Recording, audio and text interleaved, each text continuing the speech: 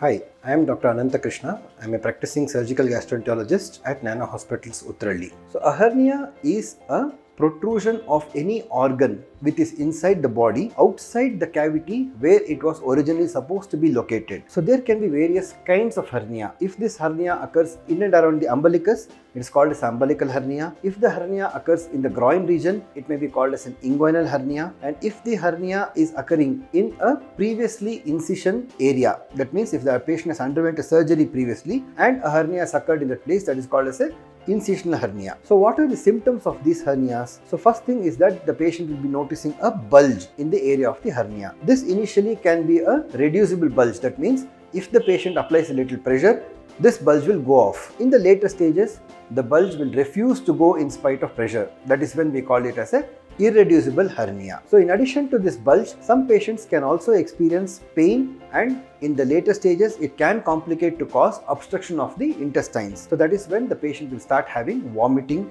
and bloated sensation of the abdomen. So what are the treatment modalities for a hernia? The only possible treatment for a hernia is by surgery. So during the surgery, we will have to reduce whatever has come out back into its original cavity, put it back into its original cavity and repair the defect that had allowed the organ to come out. So we will repair the defect so that this organ will not come out again in the patient's life. So there are various modalities in which we can do. Earlier this used to be done using open surgery techniques, wherein we used to make a small incision over the hernia, reduce the hernia, place stitches and place a mesh.